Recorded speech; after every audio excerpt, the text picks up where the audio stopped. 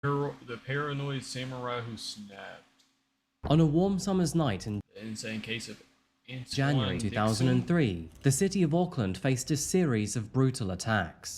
The link to this video will be in the description. And the details behind them was on a warm summer's night in January 2003, the city of Auckland faced a series of brutal attacks. And the details behind them were so disturbing that bystanders looked almost as shocked as the killer. Antonie Dixon's deplorable actions are utterly inexcusable. But the more we look into this monster's history and what he faced growing up, we realize just how doomed he was from the outset. So, today, let's dive into the life of the so-called Auckland samurai, the many victims that he met along the way, and the unexpected surprises he revealed behind bars.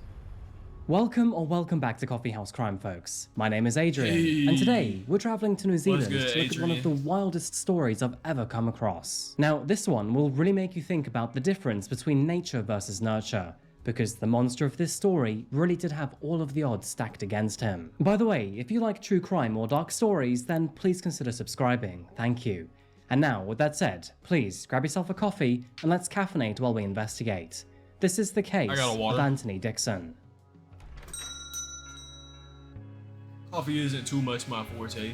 I would rather I keep away from the caffeine. Throw yourself across the Pacific Ocean, and with a little bit of luck, you will find yourself at the shoreline of two of the world's most beautiful islands. And of course, I'm talking about New Zealand. So on that note, welcome to Auckland, folks. As the country's most populous city, Auckland is a diverse place with a melting pot of cultures. Located on the Northern Island, it is also known as the City of Sails, due to the many yachts that dot its shorelines and harbours. The city's volcanic origins have left a landscape dotted with dormant volcanoes, this including Mount Eden and Rangitoto Island, which are both incredibly popular spots for hiking and sightseeing. The surrounding Hauraki Gulf is also home to many islands, including Waiheke Island, which is renowned for its many vineyards and scenic beauty. Now, of course, we must stop and pay our respects to the indigenous population, the Maori people. Maori, also known as the indigenous people of Aotearoa, represents 19% of New Zealand's 4.7 million population. Much like the Aboriginal and Torres Straits Islander peoples of Australia,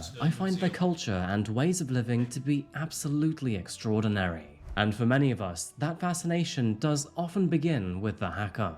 It's safe to say that Auckland is way more than just a city. It's a place where the energy of a bustling urban hotspot meets the tranquility of nature. And this place offers a lifestyle that is as dynamic and ever-changing as it is naturally rewarding. So, whether you're drawn by its scenic beauty, cultural vibrancy, or economic opportunities, Auckland is a city that will easily captivate your heart and your soul. However, scaling back to January the 21st, 2003, the peace and tranquility found across Auckland was destroyed by a gruesome series of attacks.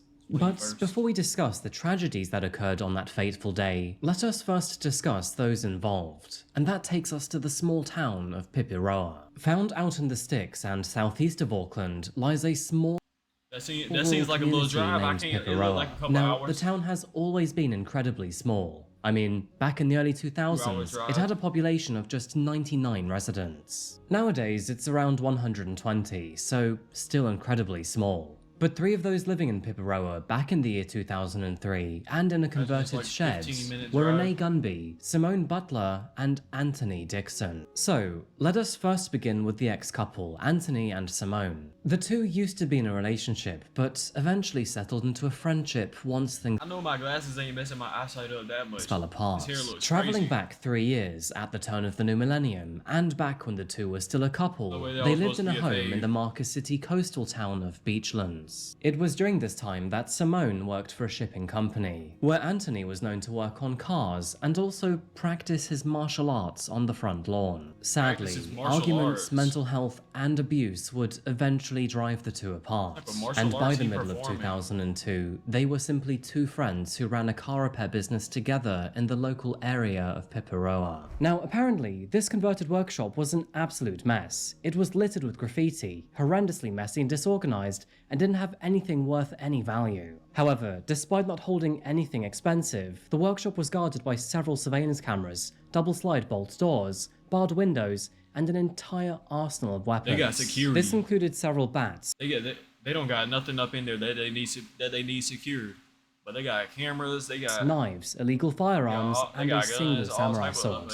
We'll get back to all of that in a short while, but the key thing to note here is that Antonie was extremely paranoid about his safety. Anyway, Antonie and Simone managed to get by with this business with relative comfortability, but locals did know Antonie as a hothead who often ranted about life. It was in November of 2002 that Antonie would cross paths with another woman named Renee Gunby. I've never seen and shortly Antonie after spelled meeting, like that. she would actually move in with him and Simone into the workshop. You see, Renee was in a very abusive relationship at the time, and so when Antonie offered her a place to stay, well, she jumped at the chance. And so, within only a couple weeks of knowing each other, off she went to move into this place with both him and another woman. But just because Renee had managed to escape her abusive ex-partner, that doesn't mean that she was out of the woods just yet. No, in fact, sadly, she had just downgraded from a dangerous household to a lethal one. It was on her very first day at the new workshop that Antonie reportedly picked up one of his firearms, and then proceeded to shoot out a window to the side of Renee's head.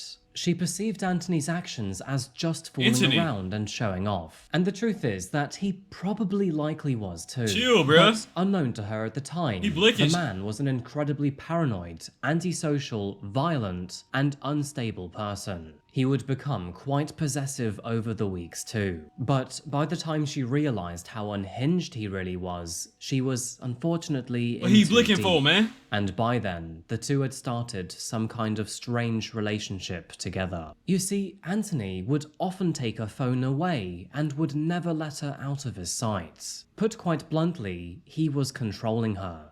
And Renee was slowly starting to feel That's it. insanely And that's when his controlling. paranoid behavior started to show too. You see, Antonie had been paranoid about many things in his life for a long time. But now he had grown attached to Renee, she too had become part of these paranoid thoughts. He began to accuse her of sleeping with police officers who were all in on an elaborate scheme to take him down. And when she introduced him to her family, well, that is when he also started to believe that they were in on it too. Over the following weeks, He started believing that the police were hitting his girl and also they were in on Antonie became more agitated, more short-tempered, more erratic, and more violent. It escalated to the point that, by January 2003, Renee and Simone were living in fear. And sadly, on January the 21st, those fears would be realized in the most gruesome of ways. All of it began the day prior. In an ever-worsening mental state, Antonie and Renee had driven to her mum's home to ask for support. Antonie was still ranting about her family working with the police to betray him, so Renee thought that maybe she could calm him down by working with him to find a counsellor. The mother and daughter had additional plans that day too. The family had plans to pick up a new car, and so, heading out to pick it up, they left Antonie home to wind down. This initially did not seem like a bad idea. However, shortly after leaving the property, Renee looked in the rearview mirror to see him speeding behind them, weaving through traffic with tires screeching and lights flashing. Oh, Antonie's crashing out, GG. Renee felt bad for Antonie, who seemed desperate to have her back. And so, in a moment of weakness, she decided to leave her mum in the car and go back home with him. The two of them left Auckland, travelling back to Piparoa and to Antonie's shed. However, little did she know that this would have dire consequences for her. Antonie's mood never improved. The following day, Antonie and Renee were alone at home while Simone was out with a friend. Antonie had spent most of the morning in a rather agitated state, but things really would take a turn for the worse after he made himself a hot bath. In the other room, Renee could hear him talking to her about the messages he had received from Allah. She had no idea what he was talking about, but allegedly, all of this was her fault, and he was not. Oh, he was cheating on her, and he was saying, "Oh, I think you're cheating on me with the police and all type of." Afraid to tell her. That is when he suddenly got out of the bar, and she grabbed her. She found the messages and confronted him. He said, "I don't know what you're talking about. You gotta be crazy or something." And he was not afraid to tell her. That is when he suddenly got out of the bath, grabbed a hammer, and hit Renee's hand so hard that bone broke through her skin. And in he got out. He was up in the bath when she confronted him. he hop out, grab a hammer, and her bone was sticking through her hand. In that moment, she realized that suddenly she was in grave trouble. Renee tried to downplay the situation. No. You downplay it for the moment. As soon as you get out of it, you gotta go. But sadly, it was all too late. She was now more than just a spectator of the violent state he was in, and unfortunately, it would not stop here either. Soon after the initial attack, Simone returned home to find Antonie in a highly distressed state. That is when he immediately turned on her too, accusing her of sleeping with the police, and that, furthermore, she was also trying to poison him. Simone denied these insane allegations and reminded Wait, he's accusing the girl he was cheating on too of doing the same thing he accused his girl of doing. him how long they had known each other, but sadly, he didn't listen. Just moments later, he's on Antonie schizo grabbed timing. his samurai sword and then charged towards both women. Antonie then attacked both.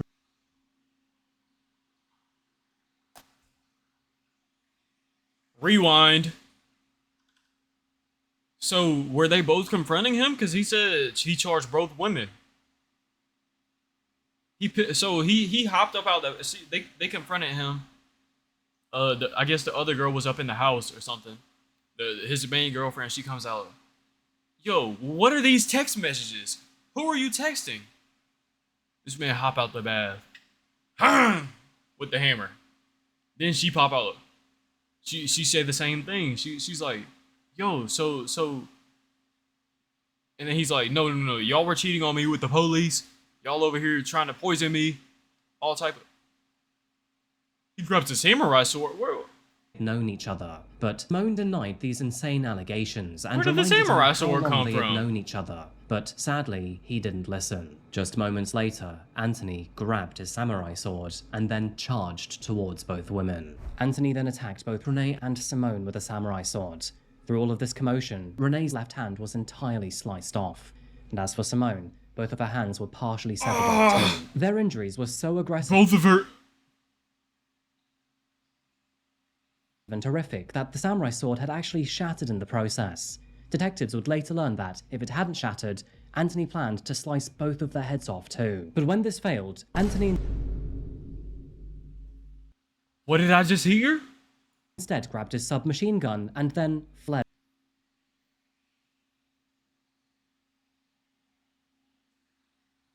Anthony he's a Hall of Fame menace. He hit his girlfriend with a hammer. Then he chopped up his girl and the girl he was cheating with a samurai sword. He almost cleaved off both of their hands. He said he was gonna decapitate them. Then he grabbed the SMG and he said, "Oh yeah, I'm on the run."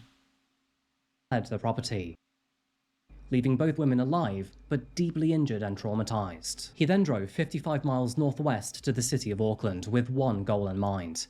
You see, Antonie had just committed more than one terrible crime, and he was What not is he prepared about to go do? back to prison. And so, his plan was rather simple. Antonie wanted to initiate a shootout with officers to, quote, go out in a blaze of glory.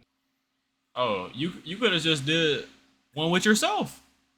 But first, he needed to grab their attention somehow, and unfortunately, the best You could have had a shootout with yourself. way for him to do that was to target an innocent civilian and murder them in cold blood. Unaware of the chaos that was unfolding around him, a young man named James D'Alte was walking through Highland Car Park. At 25 years old, James was a family Yo, don't tell me he's about to just pull up and blitz this rando dude down. man who found he himself walking down in the the road? wrong place at the wrong time. He had left his wife and 3 children at home to head to the about to do supermarket it. with He's his about to do friend it. and cousin. And tragically, it was in those relaxing moments that he was mercilessly gunned down by Antonie, completely unaware of who he was or what he was up to. Now, Bruh. I'm at my family's crib. I'm like, yo, I'm about to go to the store and give me some snacks. I'm gonna give me a bev, some chips, something to snack on. I get gunned down by MP40.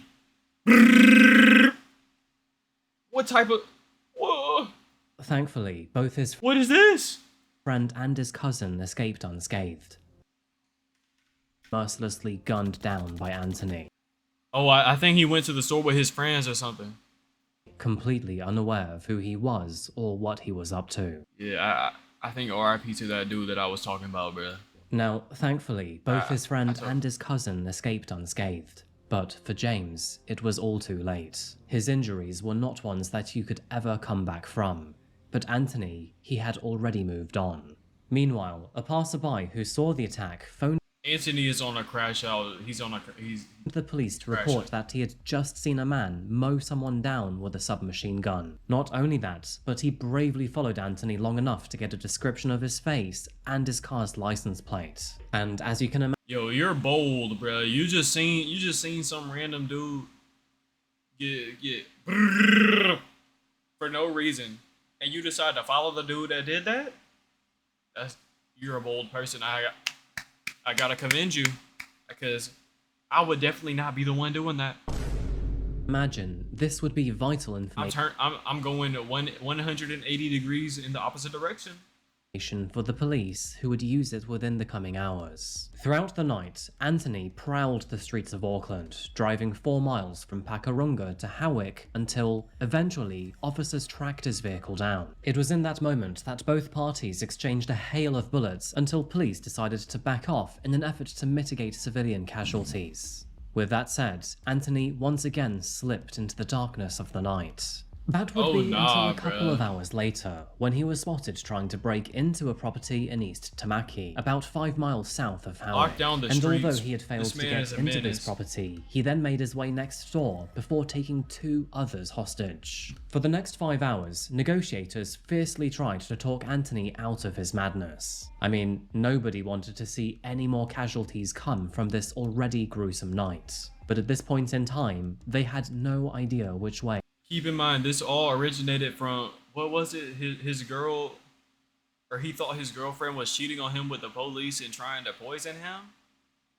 This would go. Thankfully, shortly That's after how all of this started, I'm pretty sure. 6 a.m, and after a few terribly anxious hours, Antonie decided to finally give himself up to officers. Stepping out of the property, he held his hands high, where the police then arrested and detained him. And with Antonie's trail of destruction finally coming to an end, officers could now work their way backwards and try to piece together what precisely happened. Beginning with Simone and Renee, paramedics from St. John's Ambulance were called to the property shortly before 7:30 p.m. They were called to visit a workshop found on Buchanan said Road one of them following lost claims their that a hand. man had fallen off of a roof. The However, other one's hands once they got hanging there, off like they found a these. vastly different scenario. Hanging Both off. Simone and Renee were found in a pool of their own blood, with a broken samurai sword nearby. It is noted that they were both alive, but in a very concerning state. In fact, the doctor and ambulance staff who attended all said that both women were only minutes away from dying. Despite surgeons' best efforts to reattach Renee's right hand, her body ultimately rejected it after a 6-hour operation. I thought he said it was her left. But despite this loss, she thankfully stabilized Whatever. and was eventually taken out of an Doesn't intensive matter. care It's- unit. I'm Simone still losing was a rather hand, lucky bruh. too. Both of her hands were almost entirely cut through. In fact, her right hand was so close to being cut off that her thumb, index and middle fingers were all hanging by a 1 centimeter wide piece of skin. Yet, Ooh, despite her horrifying injuries, that's both hands were successfully reattached, and she would go on to regain full function of them. The same level of success could well.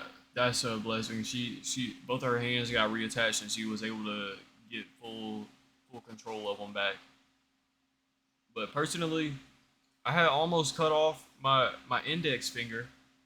It was I did that on accident. It was a Mother's Day gift. Like one of the things that goes into styrofoam, like a fake flower or something. I pulled it out. It cut my finger all the way down to the bone. I'm not even trolling. not be said for My finger was hanging off. I was holding a rag on my finger like these until we got to the ER. We would pull up to my grandparents' house. My finger's almost about to fall off. I'm holding it with the bloody rag. We drive like 15-20 minutes to the ER. James, and tragically, he was pronounced dead by sunrise, leaving behind a wife and 3 children. The poor guy had sustained 10 bullet wounds to his back, with enough lead to destroy his spine and puncture both lungs. And with his death happening so publicly, well, all eyes were now on Antonie and how he would be punished. However, before we get to Antonie's trial, I would say it is probably worth looking at his childhood and his mental health, because honestly, his story is probably the worst I've ever heard. In fact, he had suffered so much abuse and trauma that you can't help but feel sorry for the child in him. Now, of course, I cannot say the same thing for the adult or monster he became, but this story really is a compelling case What is his for nurture over backstory? nature. So, without any further ado, let us dive into the world of Antonie's younger years. Yeah, let me hear this backstory. Born in 1968, Antonie was always going to be a disturbing yet sad wildcard in this story. 68. And that's because, although he would ultimately become an evil monster, you can quite easily see that he and his upbringing really did not stand a chance. You see, Antonie unfortunately suffered terrible abuse throughout his childhood. His mother, who was a devout member of the Jehovah's Witness Church, often physically and verbally abused him, quoting biblical verses while she hit, beat, and violated her son. His father was not in the picture. See, bro, I don't know what, like, did she think that was gonna get him to memorize the verses or something? She's over here. And on the 7th day, he rose again.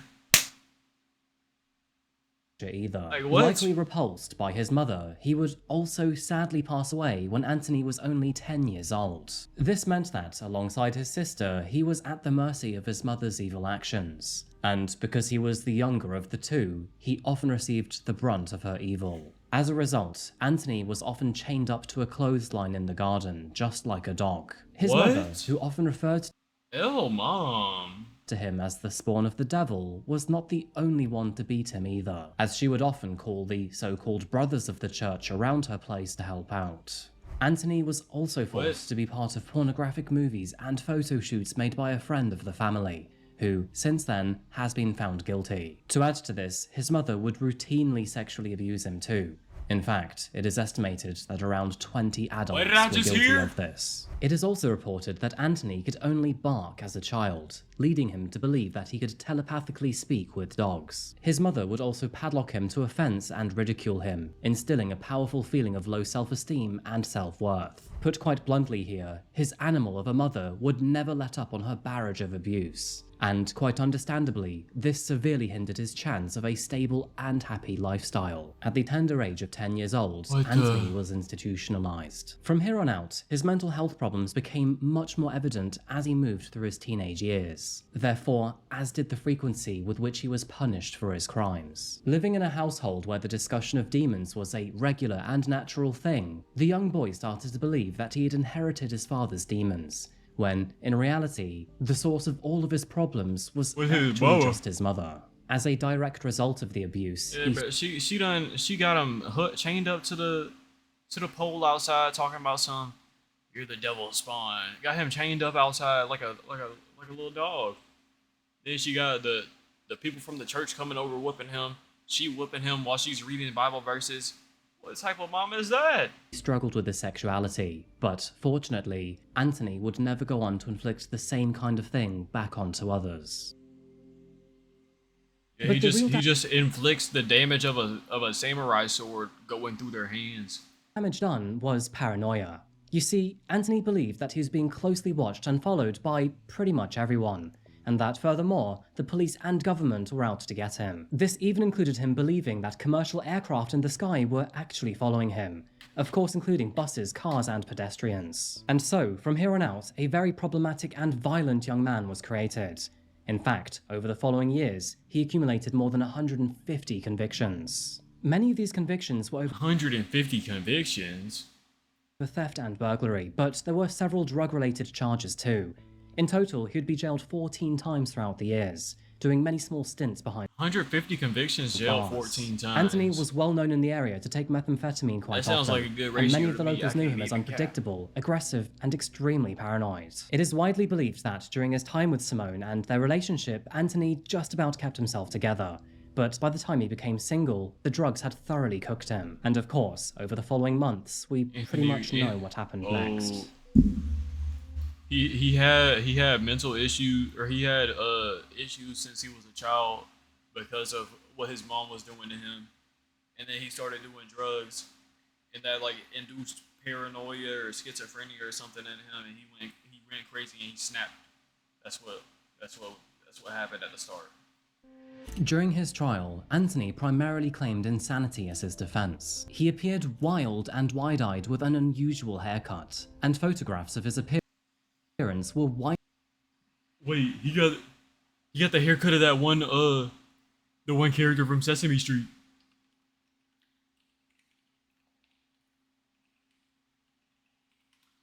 Or is it a Muppet? Oh, this. He got this hair.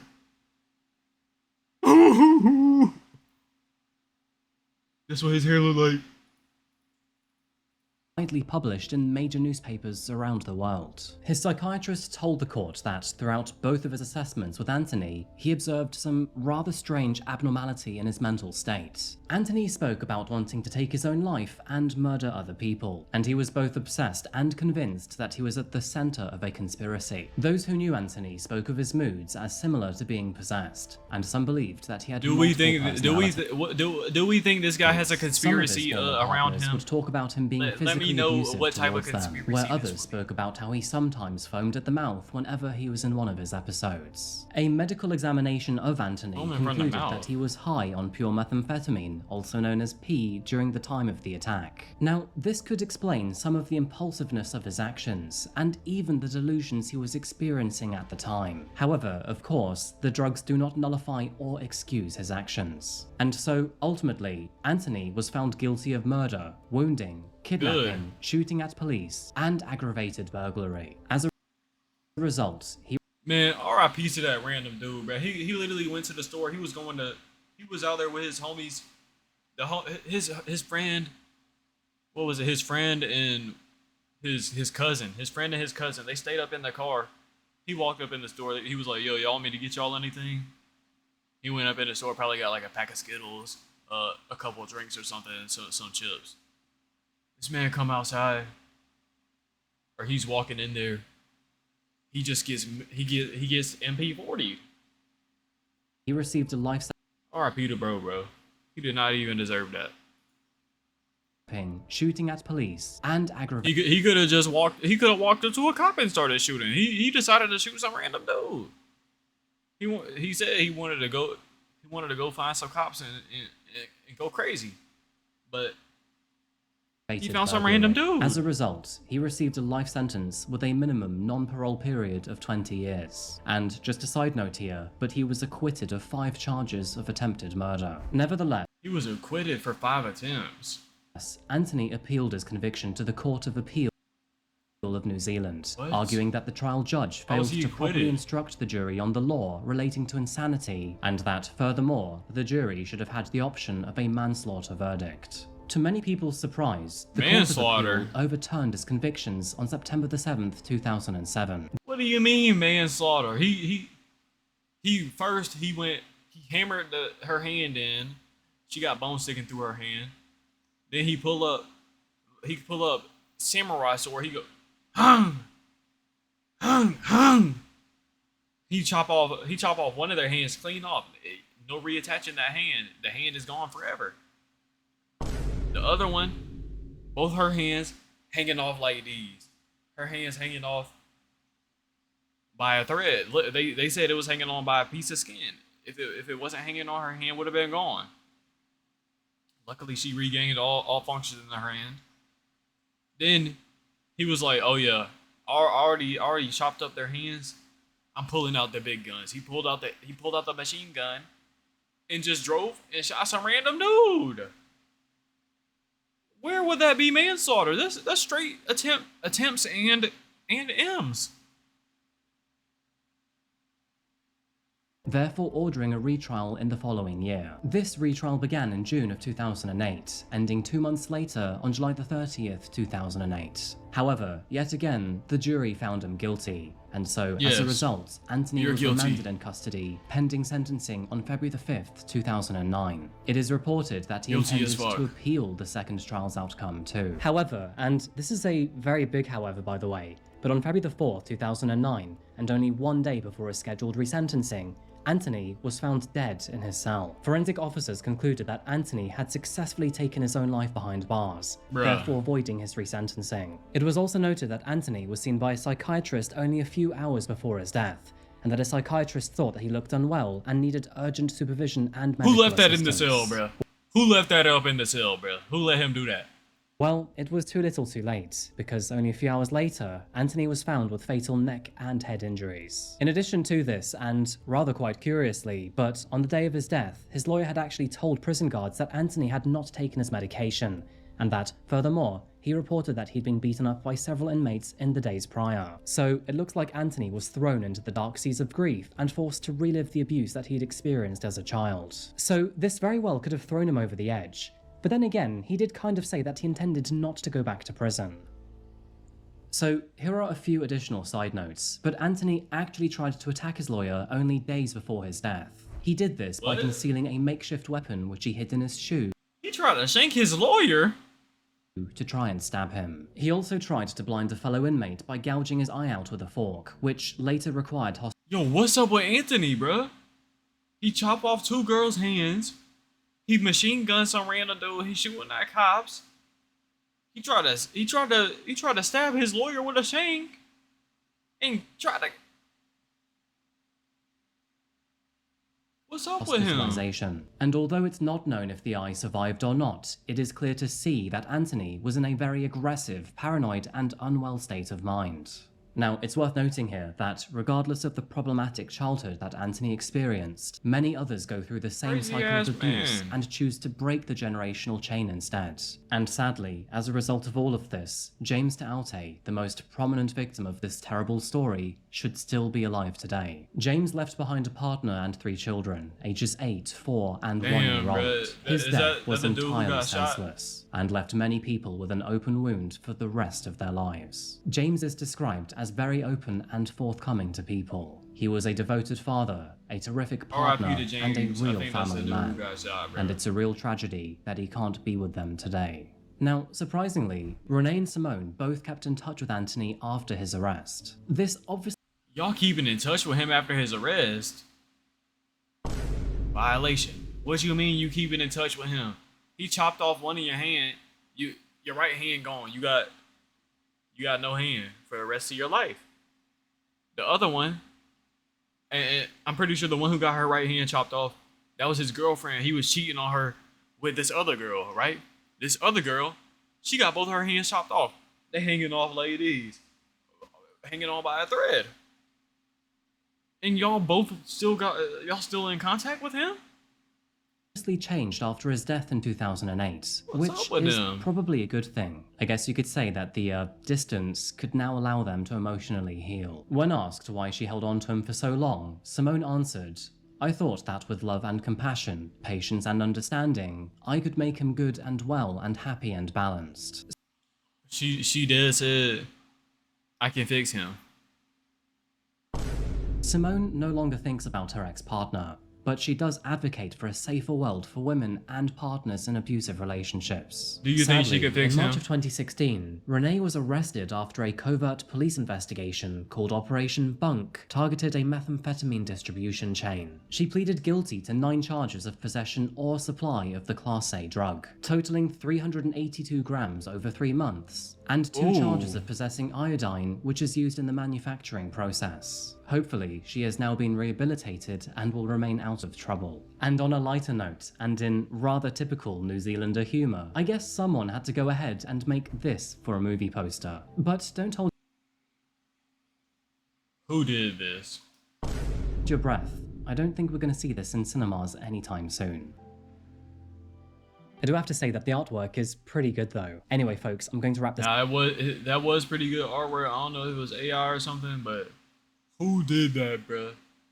Case up here today, but before I go, I do have one question for you, and I think it's quite obvious what that's going to be. No doubt, what Antonie did absolutely deserves punishment, but given everything that he experienced throughout his childhood, do you think that he stood much of a chance of a happy life? Because quite honestly, I don't think there was much hope there. As always, Nah, I'm not gonna lie.